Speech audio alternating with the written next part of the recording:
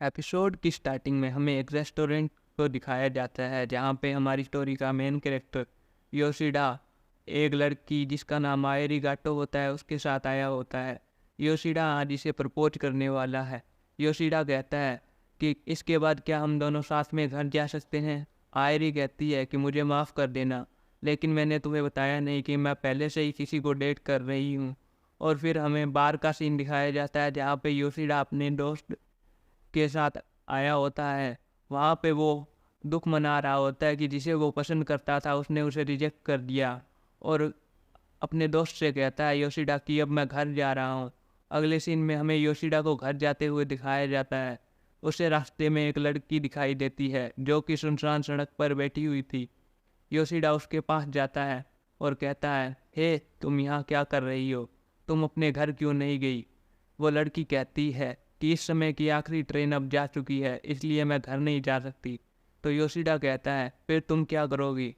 वो लड़की कहती है कि तुम मुझे अपने साथ रहने दो। फिर योशिडा कहता है कि तुम किसी ऐसे के साथ कैसे रह सकती हो जिसे तुम जानती भी नहीं। वो लड़की कहती है मेरे पास इसके अलावा कोई चॉइस नहीं है। फिर योशिडा कहता है कि पर मैं तुम्हें अपने साथ क्यों रखूं। फिर वो लड़की कहती है कि इसके बदले में तुम जो चाहो मेरे साथ कर सकती हो। योशिडा सोचने लगता है कि आजकल के टीनेजर्स क्या ऐसे होते हैं। फिर योशिडा कहता है कि मैं किसी बच्ची के साथ नहीं सो सकता। फिर वो लड़की कहती है तो फिर तुम मुझे फ्री में रहने दो। फिर हमें योशिडा के घर का सीन दिखाया जाता है जहाँ पे योशिडा और वो लड़की योशिडा के घर में पहुँच चुके होते हैं। घर में पहुँचने के बाद वो लड़की कहती है कि ठीक कितना गंदा है, क्या तुम इसे कभी साफ नहीं करते। योशिडा कहता है कि 1 बेडरूम अपार्टमेंट को कोई क्यों ही क्लीन रखेगा। फिर योशिडा अपने मन में सोचने लगता है कि क्या ही मुसीबत है, मैं कल इसे घर से बाहर निकाल दूंगा और ये मुसीबत ख़त्म हो जाएगी। और फिर योशिडा बेड पे जाके लेट जाता है।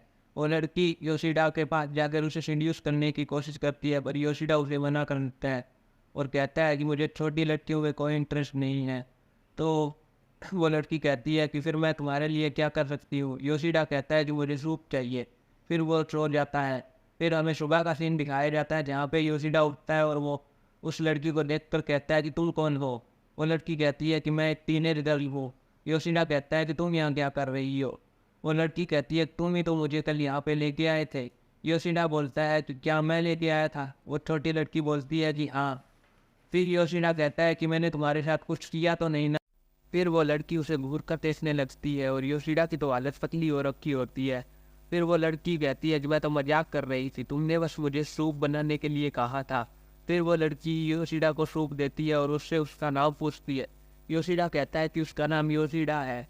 फिर वो लड़की कहती है तुम चाहते थे ना कि ये सूप तुम्हारे लिए गाटो बनाए। योशिडा कहता है कि तुम्हें कैसे पता। फिर वो लड़की कहती है कि तुम नींद में बड़बड़ा रहे थे, और फिर उसे दोबारा से सेड्यूस करने की कोशिश करती है, पर योशिडा उसे इग्नोर कर देता है। वो लड़की काफ़ी ट्राई करती है पर योशिडा उस पर ध्यान नहीं देता। तभी वो लड़की उसे पकड़कर कहती है कि तुम दूसरों से अलग हो, तुम नॉर्मल नहीं हो। मैंने ऐसा आदमी कभी नहीं देखा जो मेरे से कुछ लिए बिना मुझे अपने घर में रहने दे रहा है। योशिडा तभी उस लड़की को पकड़ते हुए बोलता है कि तुम स्टूपिड हो, तुम्हारा नाम क्या है। और वो लड़की बोलती है कि मेरा नाम सायू है। योशिडा बोलता है कि तुम्हारा आईडी कार्ड दिखाओ। उसकी आईडी देखने के बाद योशिडा को पता चलता है कि वो अकाइडो से है और वो 6 महीने से अपने घर से भागी हुई है। फिर योशिडा बोलता है कि अब अगर मैं तुम्हें घर से निकाल दूँ तो तुम क्या करोगी। वो लड़की बोलती है मैं दूसरी जगह ढूंढूंगी रहने के लिए। योशिडा बोलता है वो कैसे। फिर सायू कुछ नहीं बोलती। फिर योशिडा बोलता है तुम जॉब क्यों नहीं करती। सायू बोलती है कि मैं पार्ट टाइम जॉब से घर का किराया नहीं दे सकती। फिर योशिडा बोलता है कि फिर तुम यहीं रहो, वरना तुम लोगों को सीड्यूस ही करती फिरोगी रहने के लिए। तुम बहुत ज़्यादा स्टूपिड हो। सायू बोलती है मुझे स्टूपिड बोलना बंद करो।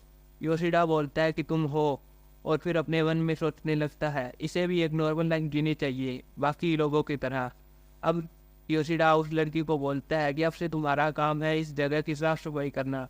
सायू बोलती है तुम ऐसे बोल रहे हो कि जैसे तुम मुझे यहाँ पे हमेशा के लिए रहने दोगे। योशिडा कहता है कि हमेशा के लिए नहीं, जब तक तुम अपने घर जाने का डिसाइड नहीं कर लेती तब तक। और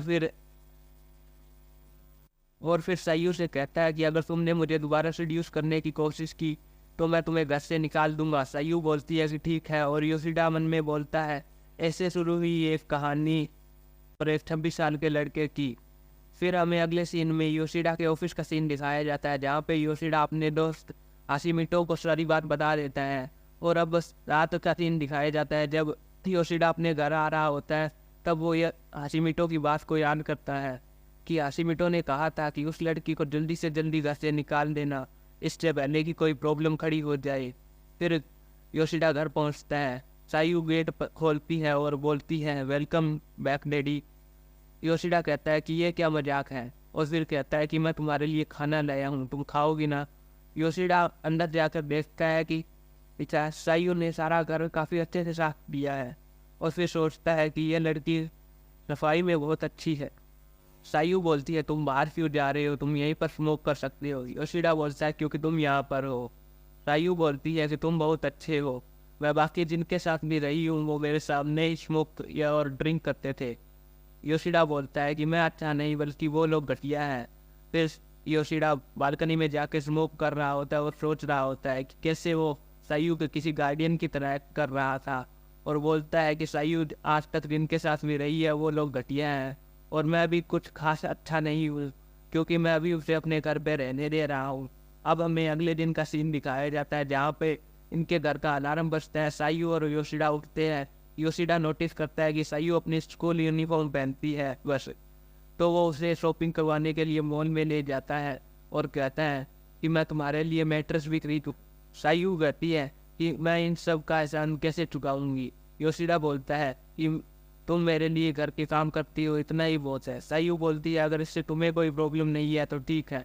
इसके बाद हमें इनके घर का सीन दिखाया जाता है, जहाँ पे सायू अपनी नई मैट्रेस पे लेटी होती है और बहुत ज़्यादा खुश होती है, और योशिडा से कहती है कि क्या तुम मेरे साथ सोना चाहोगे। योशिडा बोलता है कि ये सब करने के लिए मैंने तुम्हें मना किया था ना। तो सायू बोलती है कि मैंने तो सिर्फ सोने के लिए बोला था, कुछ उल्टा करने के लिए थोड़ी।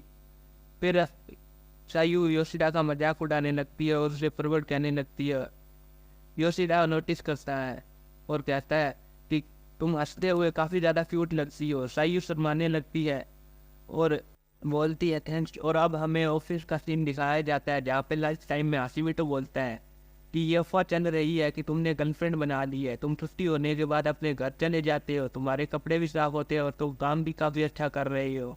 और फिर हमें रात का सीन दिखाया जाता है, जहाँ पे योशिडा बोलता है ये लड़की मेरे टाइप की नहीं, पर ये क्यूट है, काम भी अच्छा कर लेती है और फ्रेंडली भी है, तो फिर ये घर से भागी क्यों। फिर अगले दिन सुबह सायू कहती है तुम्हारी दाढ़ी बढ़ गई है। योशिडा बोलता है मेरा मन नहीं है सेव करने का। और सायू बोलती है तुम कभी कभी सेव करते हो और कभी नहीं करते, इसका कोई कारण है। योशिडा कहता है कि दाढ़ी होना एक निशानी है कि तुम बड़े हो गए हो, पर यह गलत है। जब तुम ज़्यादा आलसी हो जाओ और अपनी दाढ़ी सेव ना कर पाओ तब तुम बड़े हो गए हो। सायू बोलती है तुम पे दाढ़ी अच्छी नहीं लगती। योशिडा बोलता है तुमसे किसी ने पूछा नहीं। और ये अगले सीन में हमें दिखाया जाता है कि योशिडा कहता है अब सेव कर ही लेनी चाहिए, और यहीं पे हमारा एपिसोड खत्म हो जाता है।